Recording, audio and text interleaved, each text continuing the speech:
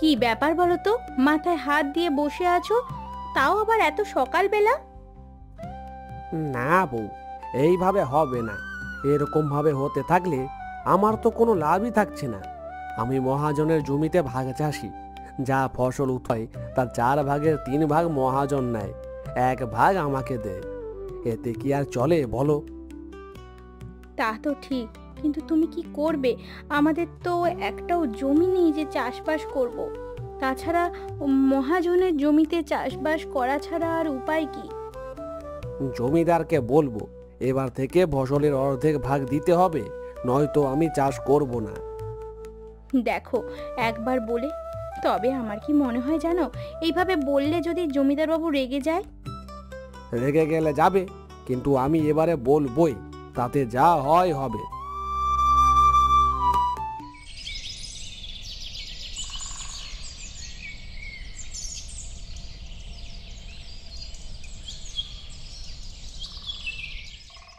এবারে তো তোর জমিতে বেশ ভালোই ফসল ফলিয়েছিস গোপাল। আর বাজারে ভালো দাম পাবো। আর দে দে, আমাদের ভাগটা দে। বাবু, একটা কথা বলি, আমার ভাগের ফসল কোথায়? আপনি তো সব ফসলই নিয়ে নিচ্ছেন বাবু। ও আচ্ছা, আমি তো ভুলেই গেছিলাম, তোকেও তোর ভাগের সবজি দিতে হবে। দে, তোর ঝুড়িটা দে, 1 ঝুড়ি বেগুন তোকে দিয়ে দিই। 1 ঝুড়ি বেগুনে কি হবে বলুন তো জমিদার বাবু? একটু কথা ছিল, আমার কথাটা ভালো করে শুনুন। কেন, 1 ঝুড়ি বেগুনই তো তুই প্রত্যেকবার নিয়ে যাস, এবারে আবার কি হলো? অতি কষ্টে আমাদের দিন চলে। আমি সারা মাস ধরে সবজি চাষ করি, আর আমি পাই মাত্র 4 ঝুড়ি সবজি। এতে কি চলে জমিদার বাবু? বাজারে যেমন সবজির দাম, তেমন চাল ডালের দাম। আমার সংসার চলবে কেমন করে? তাহলে আমি কি করব শুনি? তোকে কি সব সবজি দিয়ে দেবো নাকি? তা কেন জমিদার বাবু, ভাত চাষিদের তো নিয়ম আছে, ফসলের অর্ধেক ভাগ ভাগের চাষিদের জন্য। তাহলে আমি কেন ফসলের অর্ধেক ভাগ পাবো না? এটা তো নিয়ম সকলেরই জন্য প্রযোজ্য।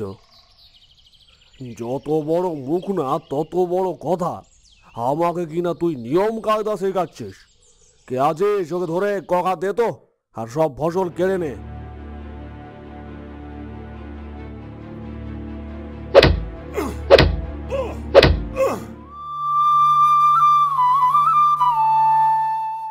বলেছিলাম না, আমার কথাটাই সত্যি হলো। মানুষটা তোমাকে এইভাবে মারলো? না না, আমি আর জমিদারের জমিতে চাষ করব না, কখনো করব না।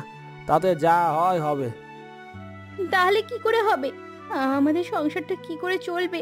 আমাদের তো জমিও নেই যে চাষ করে খাবো। জানি, কিন্তু একটা না একটা উপায় আমি ঠিক বার করব। তবে ওই জমিতে আর আমি চাষ করব না।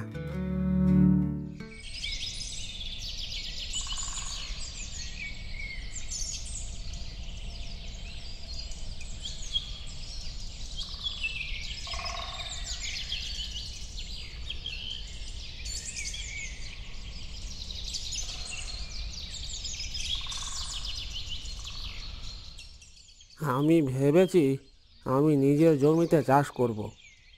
তোমার কি মাথা খারাপ হয়েছে? আমাদের আবার জমি কোথায়? ঘরের সামনে এত বড় একটা উঠোন থাকতে আবার বড় জমির অভাব কি? আমি আজই চারা গাছ কিনে মাটিতে পুঁতব। তবে কিছু টাকা দরকার। তোমার কাছে কিছু টাকা হবে? টাকা তো নেই, তবে কিছু খুচরো পয়সা আছে।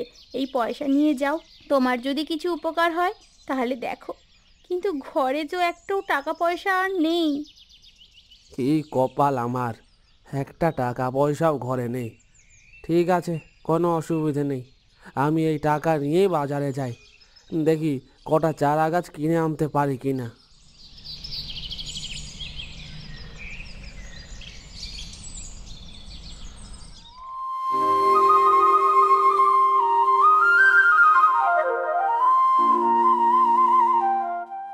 আচ্ছা বাবা, আমাকে কিছু পয়সা দিয়ে সাহায্য করতে পারবে? 4 দিন থেকে আমি কিছু খাইনি। এক অসহায় ব্যক্তি আর এক অসহায় ব্যক্তিকে সাহায্য চাইছে। আমার কাছে তো বেশি কিছু নেই বাবা, তবে এই পয়সা আছে, এই পয়সায় আপনাকে আমি দিতে পারি। তবে আমি চারা গাছ কিনতে যাচ্ছিলাম, এই পয়সা আপনাকে দিয়ে দিলে আমি যে কিভাবে। তুমি চারা গাছ কিনতে যাচ্ছ? আমার কাছে একটা ভালো চারা গাছ আছে, তোমাকে আমি এটা দিয়ে দিচ্ছি। তুমি যত্ন করে তোমার বাড়ির ওখানে লাগিও। আমার কাছে যা পয়সা আছে এটাতে চারা গাছ হয়তো হতো না। আচ্ছা দিন, ঠিক আছে।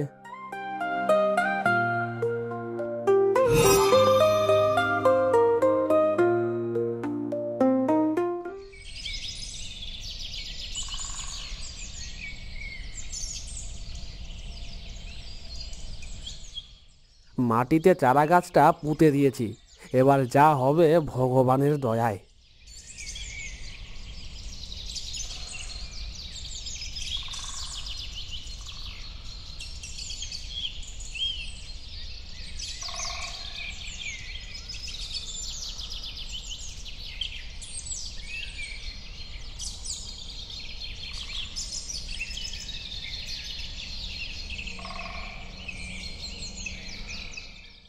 আরে আরে, দেখো কি সাংঘাতিক কাণ্ড! দেখো দেখো, এসে চারা গাছে সোনার ফসল ফলেছে।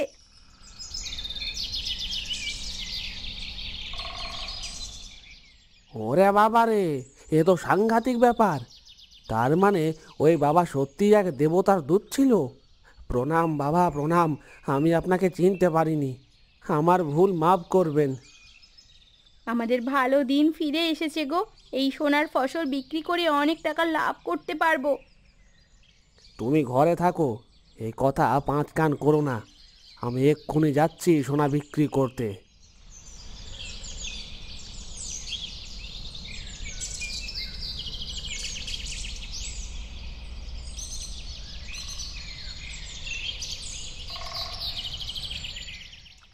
অনেক টাকা পেয়েছি, এবার আমরা ধনী লোক হয়ে যাব। দেখেছো, আমাদের ভালো দিন ফিরে এসেছে। এই জন্যই বলে ভগবান ভালো লোকের ভালো করে।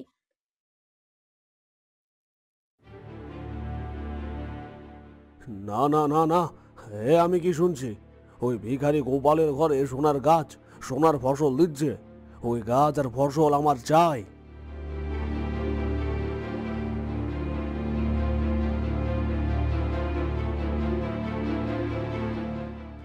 বেরিয়ে এসো, বেরিয়ে এসো তোমরা।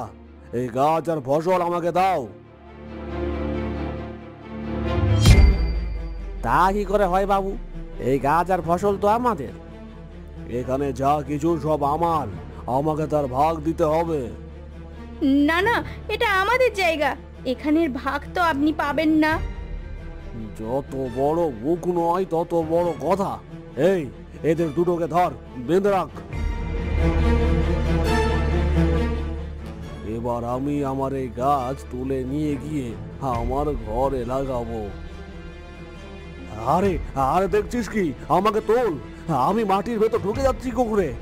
এই, আমাকে তোল, আমাকে বাঁচাও, আমাকে বাঁচাও গোপাল, আমাকে বাঁচাও, আমাকে মাটির মধ্যে ঢুকিয়ে দিচ্ছে যে। যেমন লোভ করেছেন তেমন থাকুন। একেই বলে অতি লোভে তাঁতি নষ্ট। আগে আমার প্রাণটুকু বাঁচুক, আর তারপর তোমাদের প্রাপ্য সব জিনিস দিয়ে দেব। শুধু শুধু তোমাদের নয়, গোটা গ্রামের সাথে আমি যে ব্যবহার করি সেটা আর করব না। এই বেগুন গাছ, এই বেগুন গাছ তোমাদের, আমি নজরও দেব না। আমাকে বাঁচাও তোমরা, আমাকে আমাকে বাঁচাও। আপনি ঠিক বলছেন।